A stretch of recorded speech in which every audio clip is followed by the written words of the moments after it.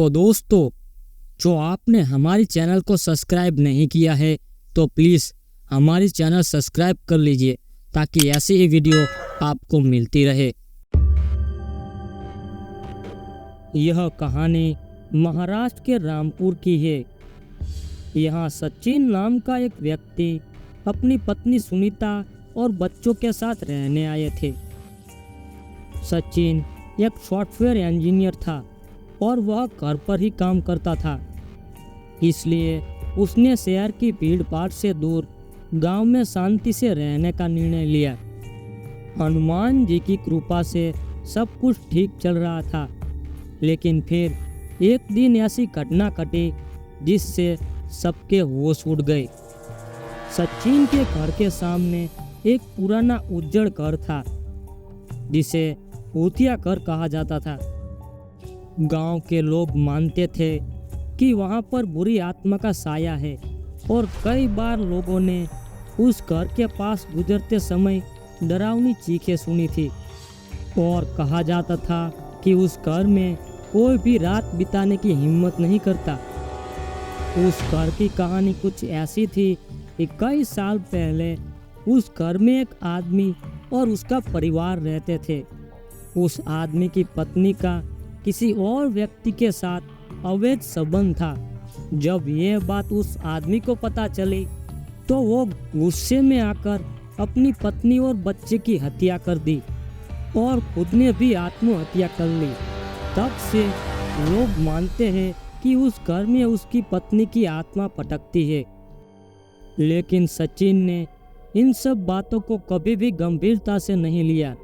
वह कई बार उस घर के पास से गुजरा, लेकिन उसे कुछ भी महसूस नहीं हुआ था।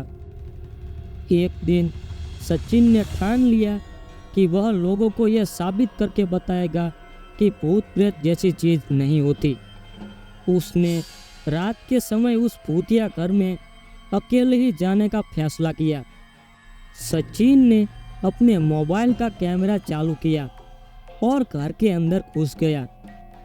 अंदर जाकर उससे कुछ भी अजीब सा नहीं लग रहा था।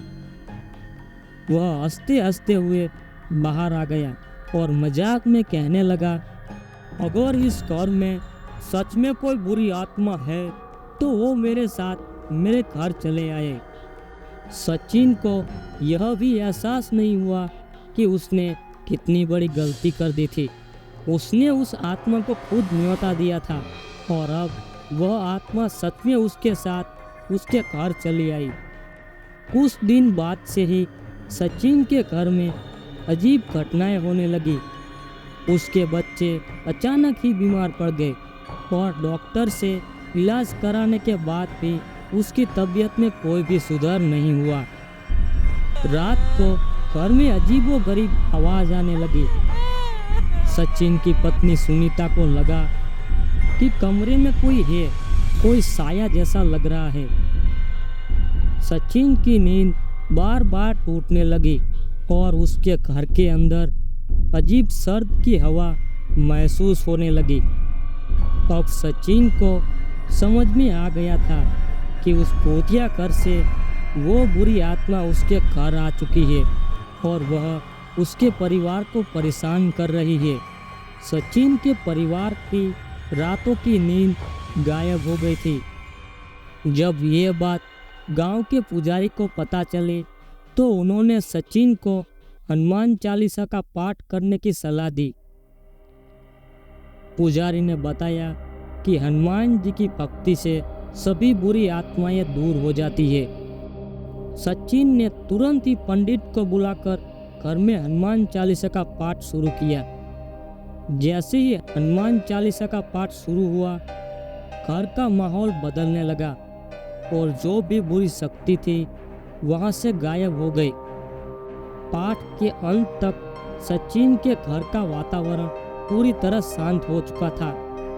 वह आत्मा जिसने सचिन और उसके परिवार को परेशान कर रखा था, वो हमेशा के लिए नष्ट हो चुकी थी।